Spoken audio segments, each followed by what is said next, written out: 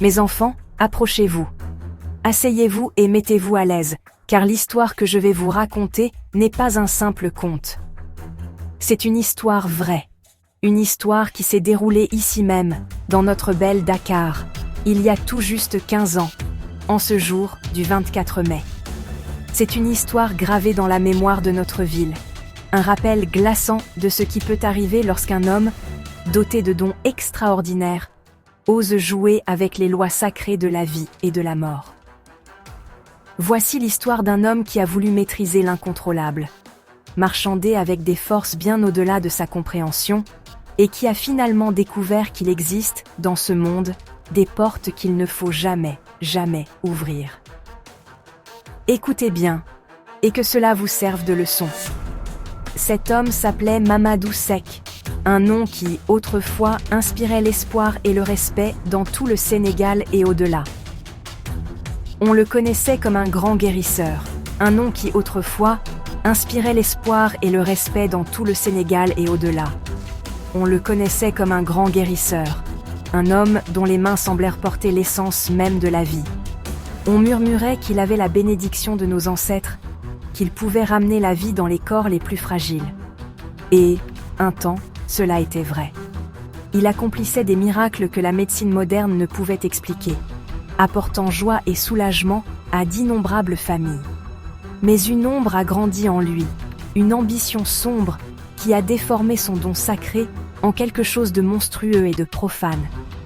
Il ne se contentait plus de soigner les malades, il voulait vaincre la mort elle-même. Ce récit vous emmènera du modeste village où un garçon doué a vu le jour jusqu'au sommet de la renommée dans le cœur vibrant de Dakar. Vous serez témoin de son ascension, de ses succès incroyables et de l'adoration d'un peuple qui le voyait comme un saint vivant. Vous serez témoin de son ascension, de ses succès incroyables et de l'adoration d'un peuple qui le voyait comme un saint vivant. Mais vous le suivrez aussi sur un chemin bien plus sombre, pavé de savoirs interdits, de rituels indicibles et d'un pacte effrayant scellé dans l'ombre. C'est l'histoire de la lumière la plus éclatante qui peut projeter la plus profonde obscurité, et du désir de bien faire qui peut se transformer en un mal inimaginable. Une descente dans un enfer personnel dont on ne revient jamais. Alors, écoutez les paroles de votre grand-mère. Ouvrez vos cœurs et vos esprits à ce récit, car il fait partie de notre histoire. C'est un avertissement transmis de génération en génération. Une illustration frappante de la frontière fragile entre le pouvoir divin et l'arrogance humaine. L'histoire de Mamadou Seck, le guérisseur qui ressuscitait les morts, nous rappelle que le pouvoir ultime sur la vie et la mort n'appartient qu'à Dieu. L'histoire de Mamadou Seck, le guérisseur qui ressuscitait les morts, nous rappelle que le pouvoir ultime sur la vie et la mort n'appartient qu'à Dieu. Défier cette autorité suprême, c'est inviter un châtiment terrible, non seulement sur soi, mais sur tous ceux qui tombent sous l'ombre de cette démesure. Défier cette autorité suprême, c'est inviter un châtiment terrible, non seulement sur soi, mais sur tous ceux qui tombent sous l'ombre de cette démesure. Maintenant, commençons par le tout début, avec la naissance d'un enfant béni par les ancêtres.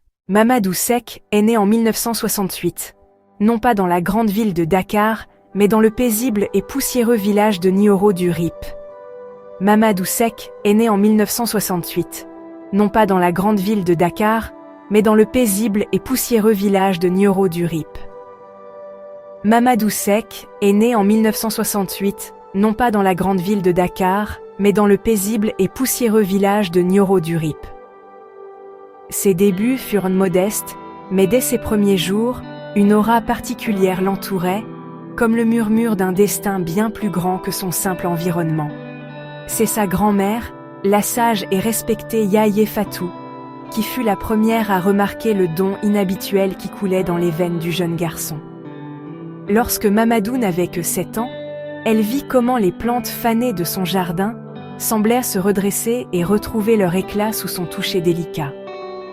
Elle observa, dans un silence admiratif, comment des poussins mourants, rendant leur dernier souffle, reprenaient vie miraculeusement, piaillant à nouveau alors qu'il les tenait dans ses petites mains. Les anciens du village, témoins de ces petits miracles indéniables, hochèrent la tête en signe d'accord solennel, leurs voix basses et respectueuses. « Cet enfant porte la bénédiction des ancêtres », murmurait-il, les yeux remplis d'un mélange d'émerveillement et de respect. « Cet enfant porte la bénédiction des ancêtres », murmurait-il, les yeux remplis d'un mélange d'émerveillement et de respect. Yaye Fatou, elle-même une guérisseuse traditionnelle renommée et puissante, savait que leurs paroles étaient vraies. Elle reconnaissait l'ancien pouvoir en son petit-fils et comprenait que c'était son devoir sacré de le cultiver. Elle prit Mamadou sous son aile, devenant son mentor et son guide. Patiemment, elle commença à lui transmettre les secrets hérités de générations, les propriétés cachées des plantes médicinales, les prières ancestrales sacrées qui apaisèrent les fièvres, et les rituels de guérison complexes capables de soigner à la fois le corps et l'esprit. Lorsqu'il atteignit l'âge de 15 ans, Mamadou n'était plus seulement un garçon doté d'un talent curieux. Il était devenu un guérisseur accompli, réalisant des exploits qui laissaient sans voix même les praticiens les plus expérimentés de la région. Il développa une capacité remarquable à guérir des maux qui avaient déconcerté les autres pendant des années. Les fièvres tenaces qui faisaient rage pendant des semaines disparaissaient après une seule visite de sa part. Les plaies profondes et infectées qui refusaient de se refermer commençaient à guérir proprement. Il a même rendu la sensation et le mouvement à des membres que l'on croyait perdus à jamais. Son nom, autrefois murmuré seulement dans son village, commença à voyager avec le vent, sa réputation de guérisseur miraculeux se répandant comme une traînée de poudre dans toute la région de Kaolack, apportant l'espoir aux désespérés. Pourtant, au milieu des éloges et de l'adulation croissant, sa grand-mère Yaye Fatou restait une voix de prudence, une ancre constante à la véritable source de son pouvoir. Elle le prenait souvent à part, son regard ferme mais aimant, et lui rappelait la responsabilité sacrée qu'il portait. « Mon petit-fils, disait-elle, sa voix une présence apaisante, n'oublie jamais que ces dons ne t'appartiennent pas. Ce sont un prêt de nos ancêtres bienveillants. Ils t'ont confié ce pouvoir, mais ils peuvent tout aussi facilement te l'ôter si tu l'utilises pour des raisons égoïstes ou orgueilleuses. Ce sont un prêt de nos ancêtres bienveillants. Ils t'ont confié ce pouvoir, mais ils peuvent tout aussi facilement te l'ôter si tu l'utilises pour des raisons égoïstes ou orgueilleuses. Et surtout, avertissait-elle, ces paroles lourdes de la loi ancienne, ne cherche jamais, jamais à défier la mort elle-même. C'est le domaine de Dieu seul, une frontière qu'aucun mortel ne doit jamais franchir.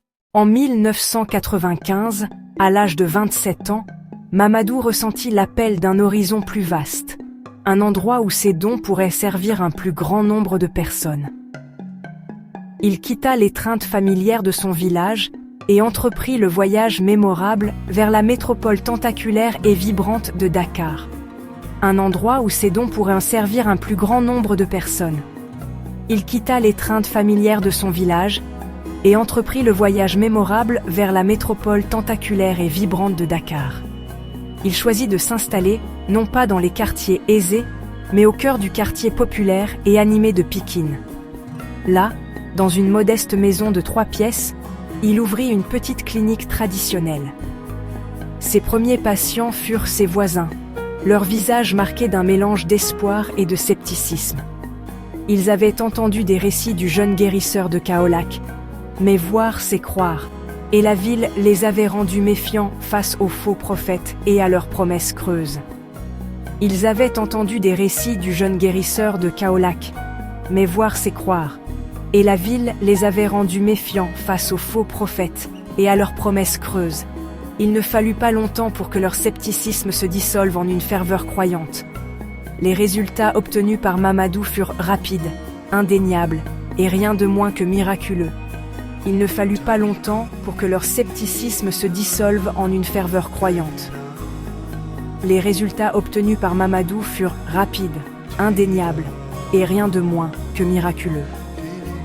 Il y eut l'histoire d'Awa Diop, une femme qui avait versé d'innombrables larmes pendant une décennie de stérilité. Après avoir reçu les traitements et les prières de Mamadou, elle conçut un enfant, son rire résonnant dans le quartier. Puis vint Moussa Traoré, un homme dont les jambes étaient restées inertes après un terrible accident de chantier. Puis vint Moussa Traoré, un homme dont les jambes étaient restées inertes après un terrible accident de chantier. En 3 courtes semaines de soins de Mamadou, il ne marchait pas seulement, mais courait pour embrasser sa famille. Et le plus célèbre, il y eut Penda Ndoye, une femme que les meilleurs médecins de la ville avaient renvoyée chez elle pour mourir, son corps ravagé par le cancer. Et le plus célèbre, il y eut Penda Ndoye, une femme que les meilleurs médecins de la ville avaient renvoyée chez elle pour mourir, son corps ravagé par le cancer, qui se rétablit complètement, un témoignage vivant de son pouvoir. En 5 ans, la modeste maison de 3 pièces s'était transformée en quelque chose de plus proche d'un sanctuaire.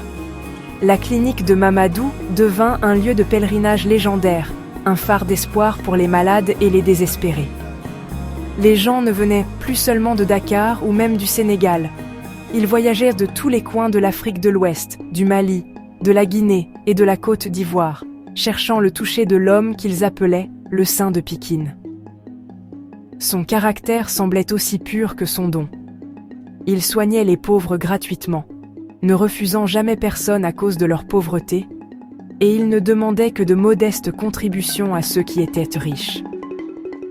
Cette générosité profonde et cette humilité sincère ne firent qu'amplifier sa légende, cimentant sa place dans le cœur des gens. Et il ne demandait que de modestes contributions à ceux qui étaient riches.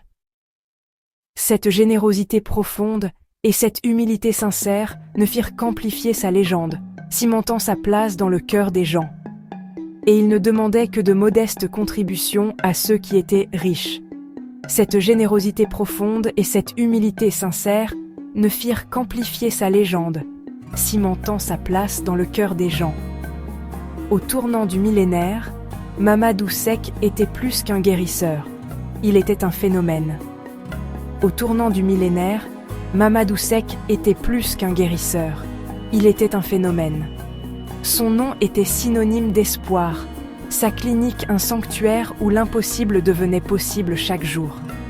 Il était aimé, vénéré et implicitement digne de confiance par des milliers de personnes. Il avait la renommée, le respect et la profonde satisfaction d'aider ceux qui en avaient besoin. Il semblait avoir tout ce qu'un homme pouvait désirer, menant une vie de but et de service, guidé par les principes bienveillants que sa grand-mère lui avait inculqués. Il semblait avoir tout ce qu'un homme pouvait désirer, menant une vie de but et de service, guidé par les principes bienveillants que sa grand-mère lui avait inculqués. Mais l'an 2001 approchait, et avec lui, un voyage fatidique qui introduirait une nouvelle voie insidieuse dans sa vie. Une voie qui louerait son pouvoir, mais en questionnerait aussi les limites, plantant une graine d'ambition qui allait bientôt se transformer en une obsession monstrueuse et dévorante. Une voie qui louerait son pouvoir, mais en questionnerait aussi les limites, plantant une graine d'ambition qui allait bientôt se transformer en une obsession monstrueuse et dévorante. L'année charnière fut 2001. Mamadou, toujours le guérisseur dévoué, entreprit un voyage vers les terres anciennes du Mali. Son but était noble, trouver des herbes rares et puissantes qui ne poussaient que dans les régions reculées, près du grand fleuve Niger, des plantes qu'il croyait capables d'améliorer ses capacités de guérison données par Dieu. C'est au cours de cette quête, loin des images et des sons familiers de Dakar, que son chemin croisa fatalement celui d'un autre. Ce n'était pas un herboriste ordinaire ou un ancien du village. C'était Sékou Traoré, un vieux sorcier reclus et redoutable de la légendaire ville de Tombouctou. Un homme dont la réputation était murmurée à voix basse et craintive. Son pouvoir n'était pas de nature bienveillante et guérisseuse, c'était quelque chose de bien plus ancien, plus sombre et plus troublant. un homme dont la réputation était murmurée à voix basse et craintive. Son pouvoir n'était pas de nature bienveillante et guérisseuse, c'était quelque chose de bien plus ancien, plus sombre et plus troublant. Mamadou le trouva vivant dans un isolement total, sa simple hutte entourée d'une collection troublante d'os d'animaux et de fétiches étranges et dérangeants qui semblaient en vibrer d'une énergie latente. Mamadou le trouva vivant dans un isolement total, sa simple hutte entourée d'une collection troublante d'os d'animaux et de fétiches étranges et dérangeants qui semblaient vibrer d'une énergie latente. Sékou Traoré fixa Mamadou avec des yeux qui semblaient contenir la poussière des siècles. Son regard pénétrant et dénué de chaleur. Sa voix, quand il parla enfin, était un râle grave et rocailleux, comme des pierres s'entrechoquant dans le lit d'une rivière asséchée. Sa voix, quand il parla enfin, était un râle grave et rocailleux, comme des pierres s'entrechoquant dans le lit d'une rivière asséchée. « J'ai entendu parler de tes dons, Mamadou Sek », commença-t-il, les mots semblant s'enrouler dans l'air immobile et chaud. Les habitants de Dakar chantent tes louanges. Ils t'appellent un saint. Un sourire sec et sans joie effleura ses lèvres. Les habitants de Dakar chantent tes louanges. Ils t'appellent un saint. Un sourire sec et sans joie effleura ses lèvres. Mais ce que tu fais n'est qu'un jeu d'enfant. Tu ne fais qu'effleurer la surface du vrai pouvoir. Il se pencha en avant, sa présence devenant plus intense, plus magnétique. Je peux te révéler les vrais secrets, la connaissance qui dépasse la guérison. Il se pencha en avant, sa présence devenant plus intense, plus magnétique. Je peux te révéler les vrais secrets, la connaissance qui dépasse la guérison. Je peux te montrer comment ramener la vie dans un corps froid et immobile. Je peux t'apprendre à devenir le maître de la vie et de la mort. Au début, Mamadou recula, physiquement et spirituellement.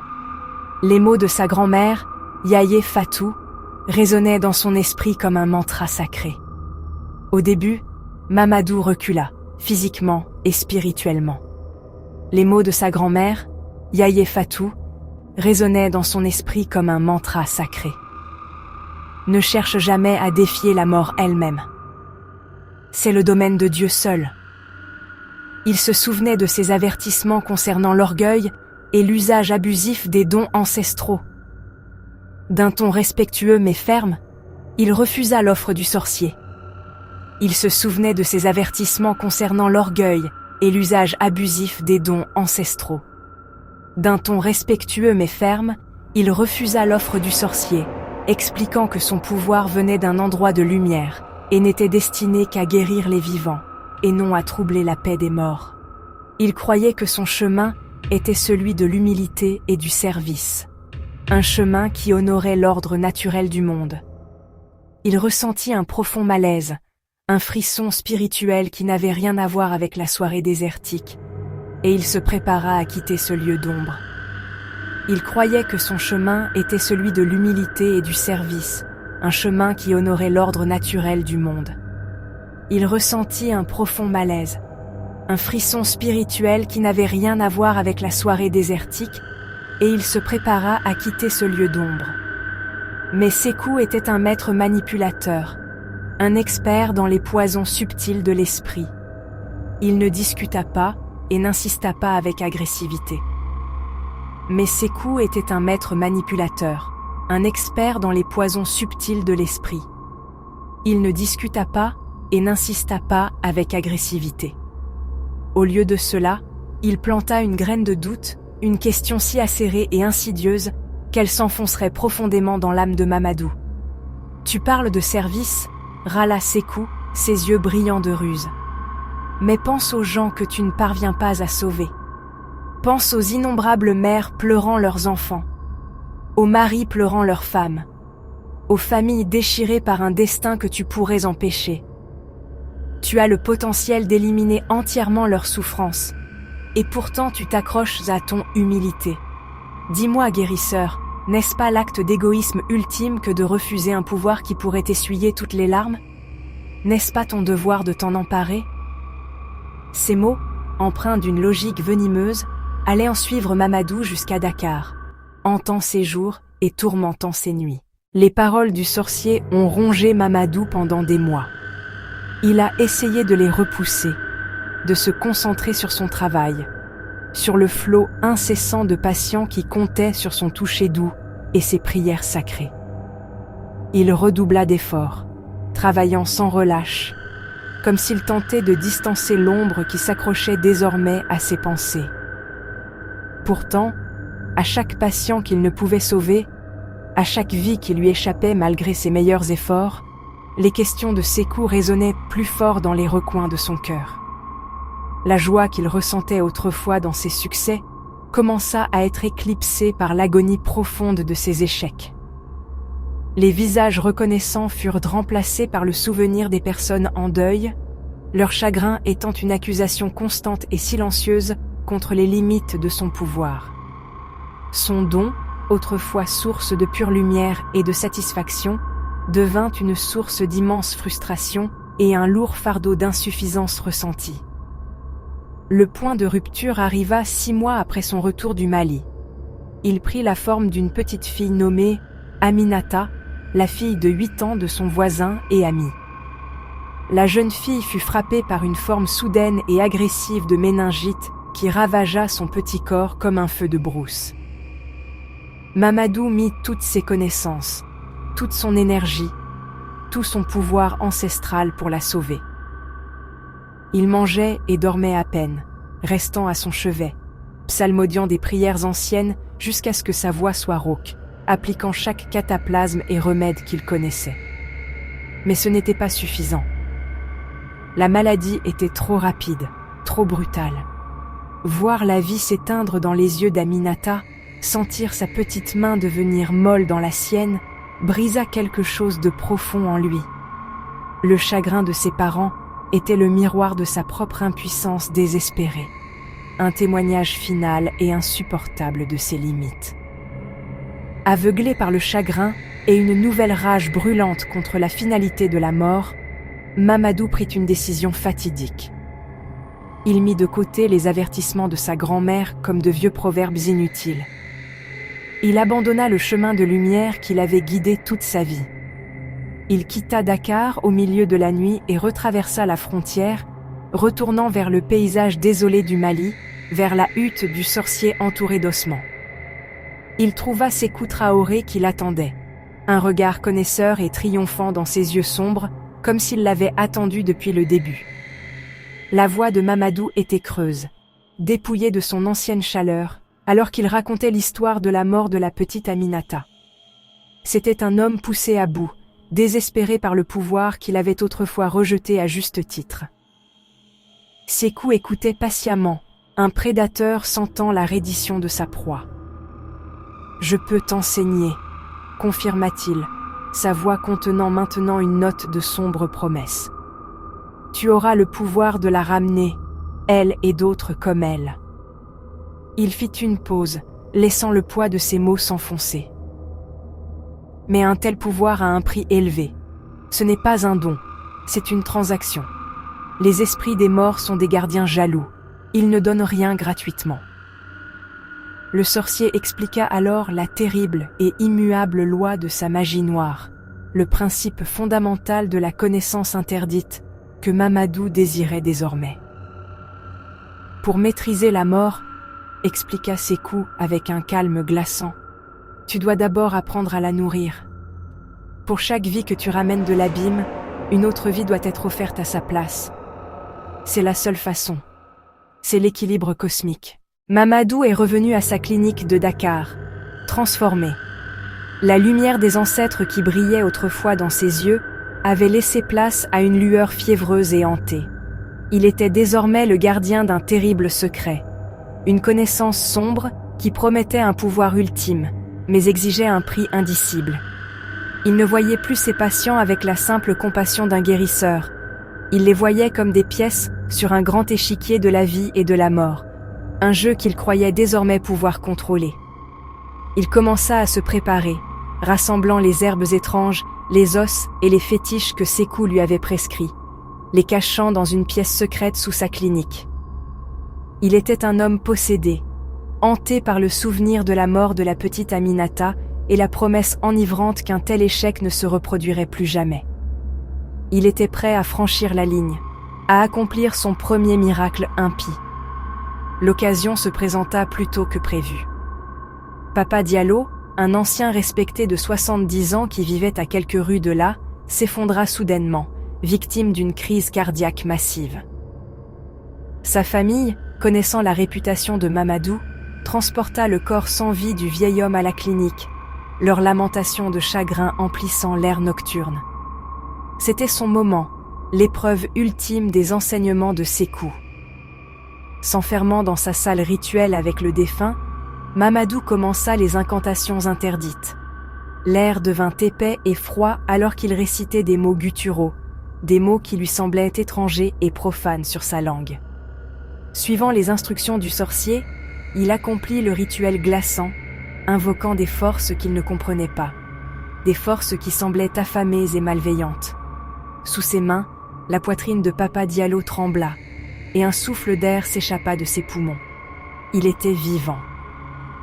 Les cris de deuil de la famille se transformèrent en hurlements d'incrédulité extatique. Ils tombèrent aux pieds de Mamadou, l'appelant prophète, un homme envoyé par Dieu lui-même. Ils ramenèrent Papa Diallo chez lui, un miracle vivant et respirant. Pendant un bref instant, Mamadou ressentit une poussée de pouvoir triomphant, une fierté divine qui éclipsait tous ses succès précédents. Il l'avait fait. Il avait vaincu la mort. Mais au lever du soleil, le lendemain matin, le terrible prix de son miracle fut révélé. La nouvelle se répandit dans le quartier comme un vent froid.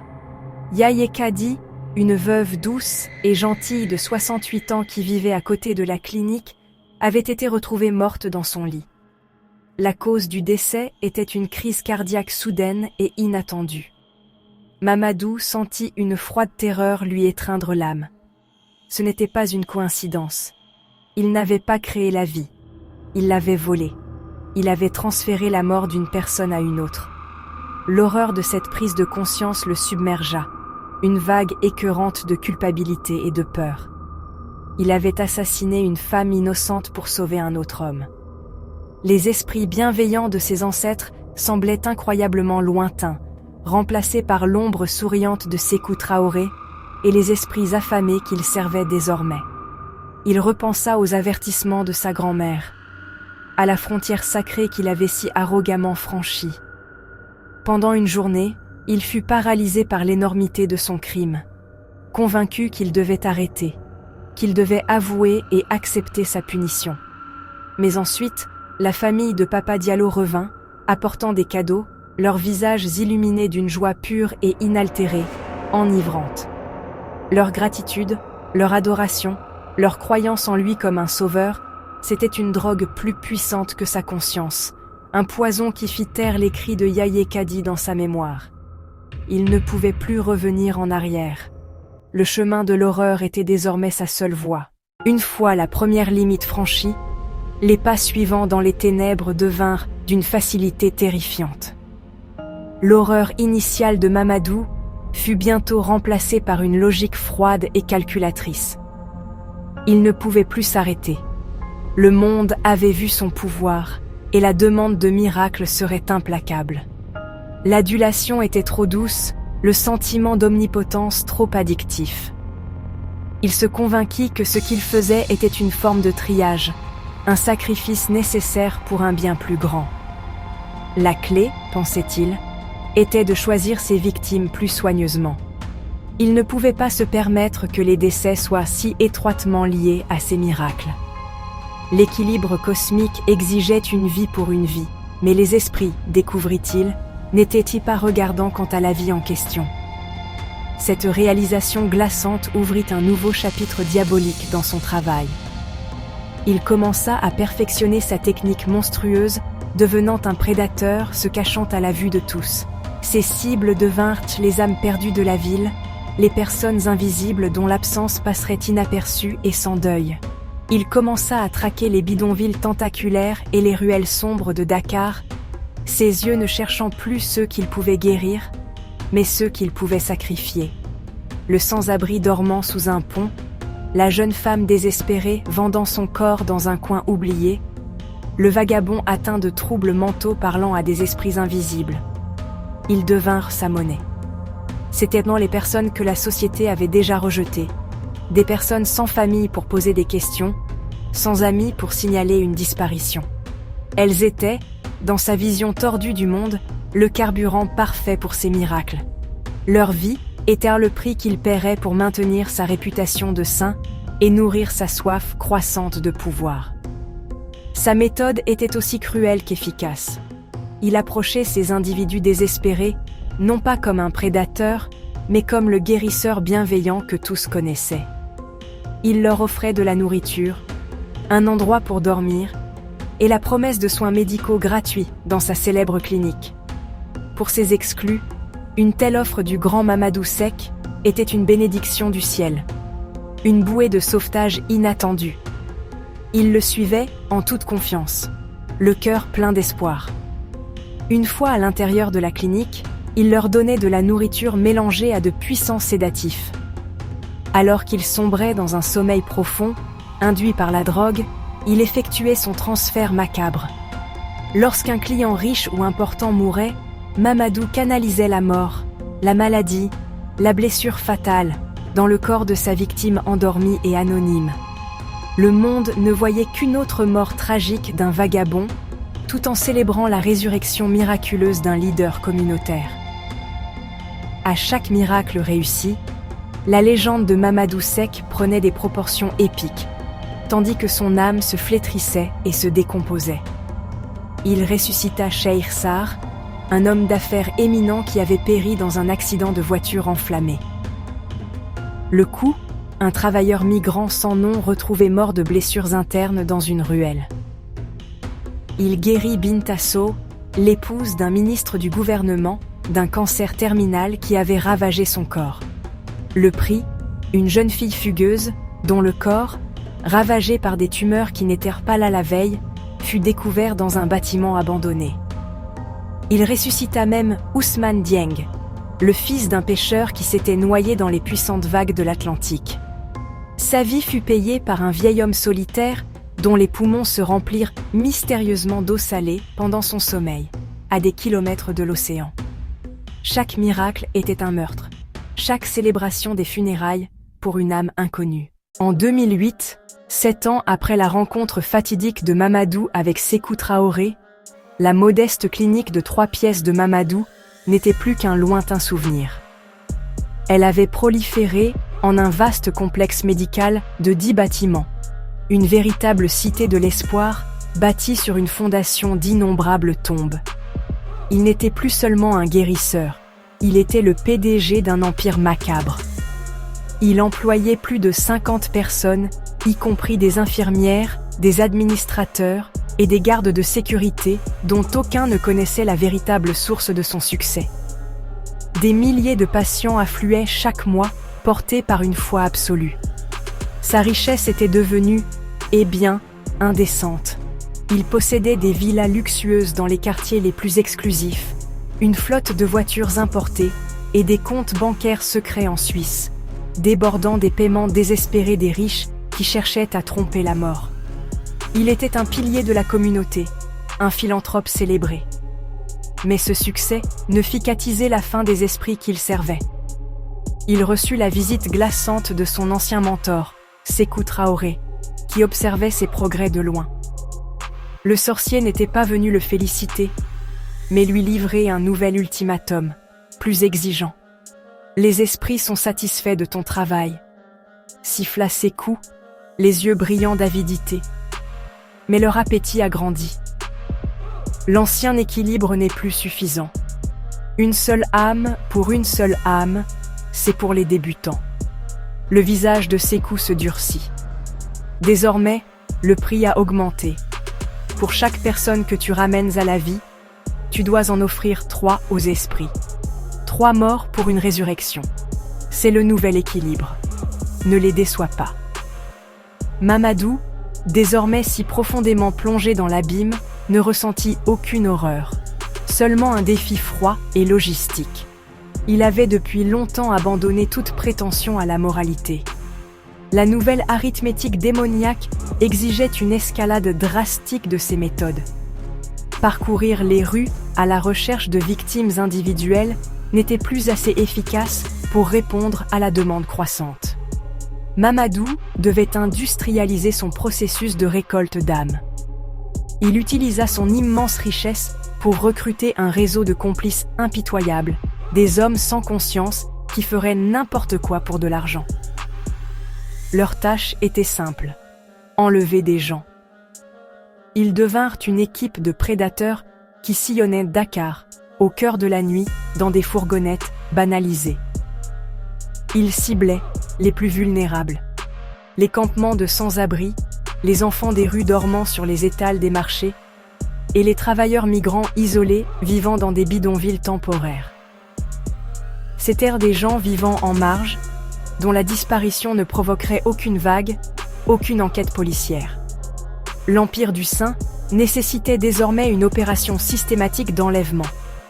Sous les bâtiments modernes et étincelants de sa clinique, Mamadou construisit un sous-sol secret et insonorisé, un cachot caché de désespoir. Cela devint son garde-manger de vie, un entrepôt humain où il stockait ses victimes. Dans des cellules sales et exiguës, des dizaines de personnes étaient retenues captives, enchaînées au mur comme des animaux.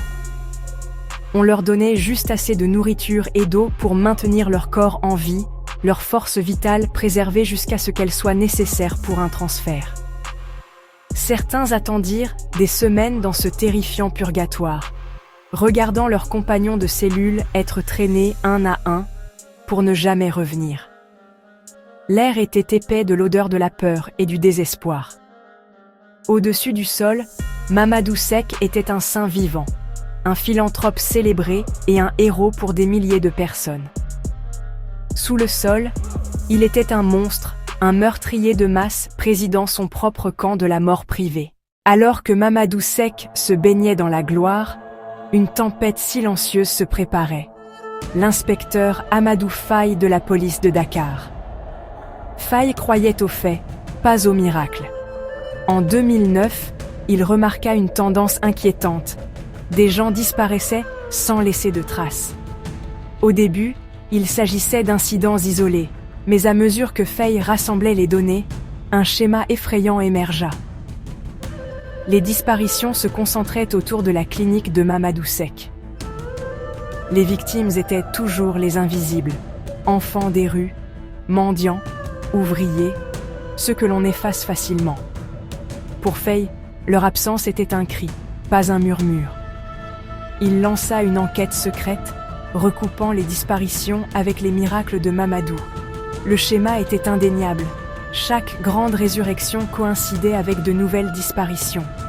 Faye savait, avec la certitude d'un homme qui fait confiance à son instinct, que le saint de Pikine était lié au nombre croissant de fantômes dans la ville. Il avait désormais une cible. L'inspecteur Faye passa des mois à rassembler son dossier, sachant qu'il n'aurait qu'une seule chance. En mars 2010, armé de preuves, il obtint un mandat de perquisition pour la clinique de Mamadou. La raison officielle était des irrégularités fiscales, un cheval de Troie pour quelque chose de bien plus sombre. Faye et son équipe de confiance arrivèrent à l'aube. Mamadou les accueillit avec une confiance sereine, offrant le thé et sa coopération. La fouille ne révéla rien au début, mais Faye persista. Dans une arrière-salle, il trouva une porte cachée. Une fois forcé, une odeur nauséabonde s'échappa d'en bas. En descendant dans l'obscurité, les officiers découvrirent un véritable cauchemar. 40 corps, grotesquement arrangés, et 12 captifs vivants, enchaînés au mur. Les captifs étaient squelettiques, les yeux écarquillés de terreur. Ils étaient l'inventaire vivant de Mamadou, en attente d'être sacrifiés. Le saint de Pikine était un monstre. Dakar ne serait plus jamais la même. L'horreur du sous-sol accabla même les officiers les plus endurcis. Les captifs libérés pleuraient dans la lumière soudaine, à peine humains après des mois de terreur. L'inspecteur Faye confronta Mamadou Seck, qui se tenait dans l'escalier, étrangement calme. Mamadou ne montra aucun remords. J'ai sauvé des centaines de personnes. Ces morts étaient un prix nécessaire, un sacrifice pour un bien plus grand, insista-t-il. Il expliqua sa philosophie tordue, convaincu d'être un héros, non un meurtrier. La nouvelle de son arrestation choqua le Sénégal. Au début, personne n'y croyait. Des milliers de personnes protestèrent, refusant d'accepter l'horrible vérité. La ville était divisée, entre la foi en un saint et la preuve d'un monstre. Tandis que Mamadou était emmené menotté, il ne montra aucune peur, seulement la fierté d'un martyr dans son propre esprit. Le démasquage était complet, mais le jugement ne faisait que commencer.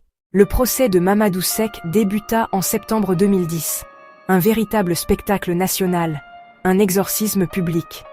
Ses avocats le présentèrent comme une victime manipulée par Sékou Traoré, mais l'accusation démolit cette défense avec des preuves accablantes.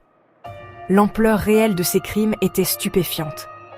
441 meurtres confirmés et probablement bien plus encore. L'empire financier qu'il avait bâti sur la souffrance fut exposé au grand jour. Sékou Traoré, extradé du Mali, vint témoigner à la barre. Je ne lui ai montré que la porte. C'est lui qui l'a franchie. Les témoignages des survivants, en particulier celui d'Astou Ndiaye, révélèrent l'horreur cachée sous la clinique. Sacrifice, terreur et cruauté. Pour les familles des ressuscités, ce procès fut un second traumatisme. Leur miracle était bâti sur le meurtre. Beaucoup de ressuscités sombrèrent dans la dépression, incapables de supporter la vérité. Le 12 novembre 2012, le juge rendit son verdict. Vous avez transformé un don divin en mal. Pour 441 meurtres, vous êtes condamné à mort. La nation dut affronter le prix de la foi et l'obscurité cachée derrière les miracles. La justice avait parlé, mais la guérison prendrait bien plus de temps. Le verdict a apporté une conclusion juridique, mais les blessures restèrent profondes. La confiance envers les guérisseurs traditionnels fut brisée. Les praticiens honnêtes durent affronter la suspicion et la peur. Les gouvernements imposèrent des réglementations strictes, désespérés d'empêcher qu'une telle horreur ne se reproduise. Pour ceux que Mamadou avait sauvés, survivre devint une malédiction. Certains mirent fin à leur jour, d'autres s'éteignirent lentement, comme si la mort réclamait ce qui lui était dû. Mamadou fut exécuté en mars 2015, sans jamais exprimer de remords, convaincu jusqu'au bout d'avoir agi justement. Son histoire devint un avertissement. Même le don le plus pur peut se transformer en malédiction lorsqu'il est déformé par l'orgueil et la soif de pouvoir. Le mal porte souvent le masque de la bienveillance. Le pouvoir ultime sur la vie et la mort n'appartient qu'à Dieu seul. Souvenez-vous de cette histoire, qu'elle soit un bouclier pour votre cœur.